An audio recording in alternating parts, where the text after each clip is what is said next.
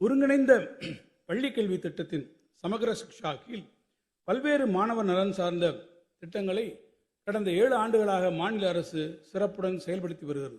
குறிப்பாக மாணவர்களின் அடிப்படை கல்வியறிவை உறுதி செய்யும் எண்ணுமெழுத்தும் திட்டம், மாற்றுத்திறனாளி குழந்தைகளுக்கான சிறப்பு கல்வி, தொலைதூர குடியிருப்புகளிலிருந்து மாணவர்கள் பள்ளிகளுக்கு வந்து சென்றிட போக்குவரத்துப்படி, ஆசிரியர்களின் ஊதியம், மாணவர்களின் எதிர்காலத்தை செதுக்கிடும் உயர்கல்வி வழிகாட்டி, மாணவர்களின் தனித்திறன்கள் மிளிர்ந்திட கலைத்திருவிழா, கல்வி சுற்றுலா, இணைய வசதி உள்ளிட்ட பள்ளிகளுக்கான கட்டமைப்பு வசதிகள் என பல்வேறு திட்டங்கள் மாணவர்களின் கல்வி நலன் சார்ந்து தமிழ்நாட்டில் நடைமுறைப்படுத்தப்பட்டு வருகின்றன.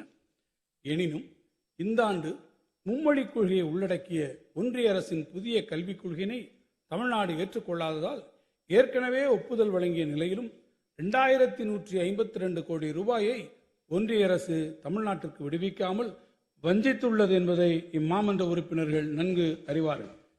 ஒன்றிய அரசு தமிழ்நாட்டுக்கு உரிய நிதியை விடுவிக்காவிட்டாலும் மாணவர் நலன் கருதி அரசு பள்ளி மாணவர்களின் கல்வி ஒரு துளியேனும் பாதிக்கப்படக்கூடாது என்பதற்காக ஆசிரியர்களின் ஊதியம் உள்ளிட்ட அத்திட்டங்களுக்குரிய நிதியை மாநில அரசே தனது சொந்த நிதி ஆதாரங்களில் இருந்து விடுவித்துள்ளது.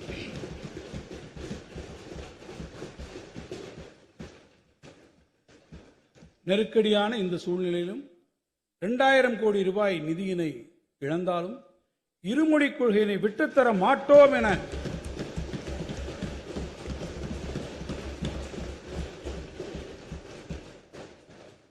கொண்ட கொள்கையில் உறுதியாக நின்று தமிழ்நாட்டின் தன்மானம் காத்த மாண்புமிகு முதலமைச்சர் அவர்களின் பின்னால் தமிழ்நாட்டு மக்கள் அனைவரும் அணிவகுத்துள்ளனர்.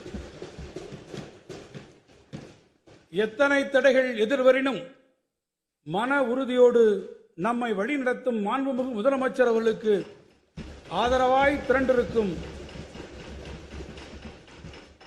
தமிழ்நாட்டு மக்களுக்கு பாவேந்தர் பாரதிதாசனின் வைர வரிகளை நினைவு கூற விழைகிறேன்.